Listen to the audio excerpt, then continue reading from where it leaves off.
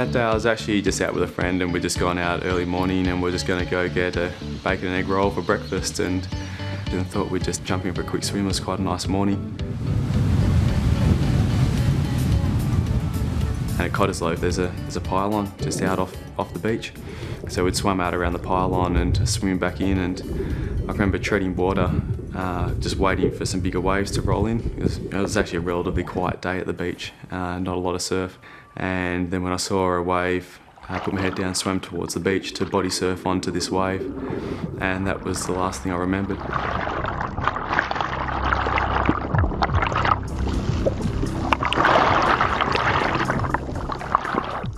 My head was underwater, I couldn't breathe, so I tried to move my arms to right myself to take a breath, and it was that stage I realised my arms were paralysed and couldn't actually move, and the seriousness of the situation quickly dawned on me. Terrifying at that stage, to be honest. There were actually 2 volunteer surf lifesavers who saw what was happening, and they came and took over the rescue and got me out of the water and treated me with all the correct first aid until the ambulance was able to arrive.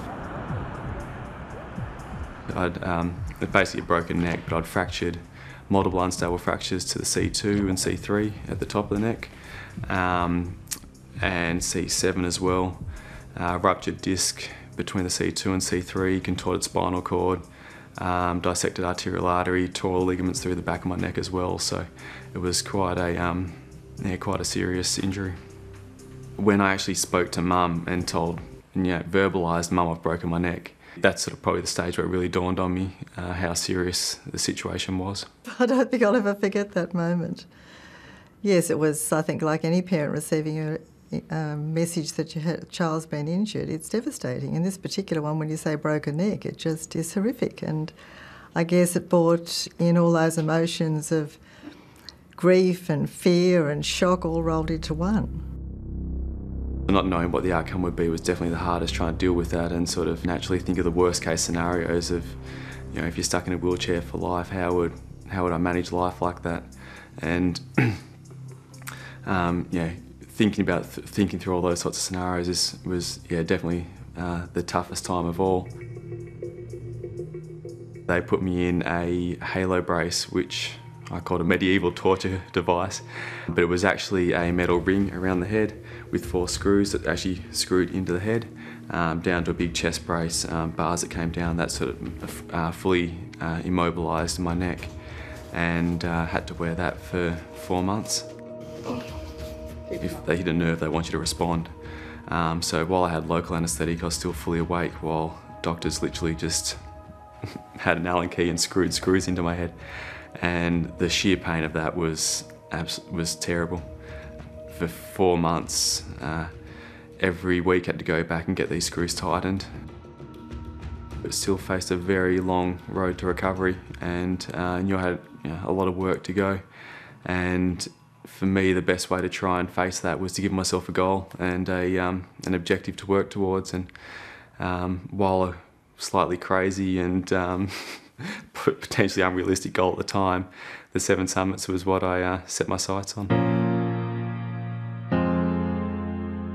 I said it'd be a minimum 12 months until I could get back to normal activities. So leaving hospital, I set myself the objective then of doing my first climb within 12 months.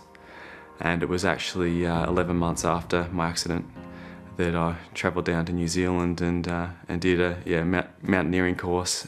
So 2 climbs which were most inflexible in timing was Vincent in Antarctica and Everest in Nepal. So to try and set the shortest time, we set those 2 as the bookends, starting in Antarctica in the summer down there and finishing on Everest, and then just scheduled all the other climbs to fit in between.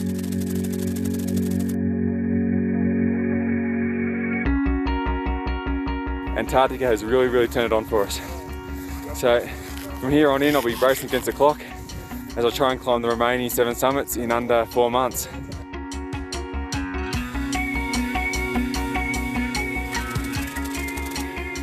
Fair to say we're probably not quite acclimatised to the altitude just yet, so hence why we're doing it so tough.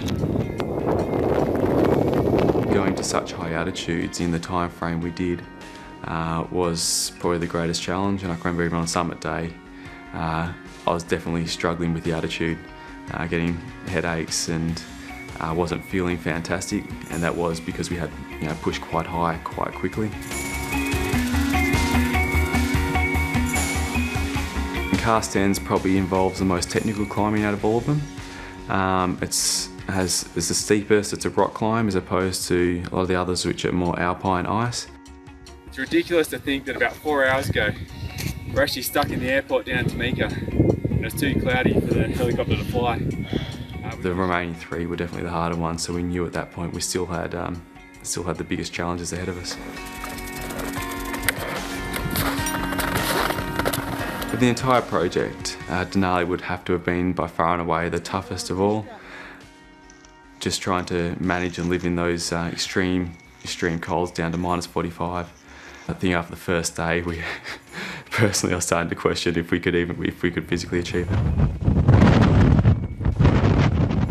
We'd get out for a bit of time to build protection walls around the tents to try and help cut the wind, and the wind was even belting those down, so each day we'd have to get out and try and rebuild those in horrendous conditions.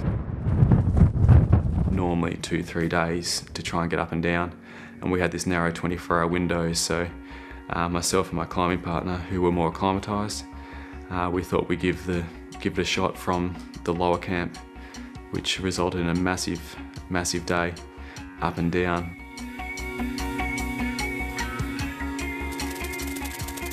Everest it's the biggest, it's the highest. It's still an incredibly tough mountain, and to try and get a good weather window to climb, we're just literally down to the luck of the weather. And we did end up having to sit for over a week in base camp waiting for a good weather window to climb. I think reaching the top was bittersweet of Everest. You're on top of the world and obviously amazing, but for me it also marked the end of what's been an incredible journey. There was huge relief. When he got to the top of Everest and we heard that Everest was huge relief, although I was still in my breath thinking I'll be happy when he's back down and I'll be happy when he's home. So I'm really, really excited to see him tonight.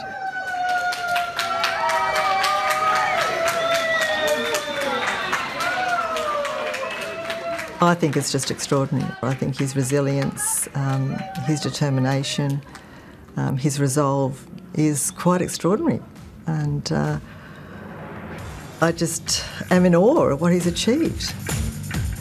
For me, I think the biggest life lesson is just has been not to take anything for granted and not to postpone. You never know what you're going to wake up to tomorrow.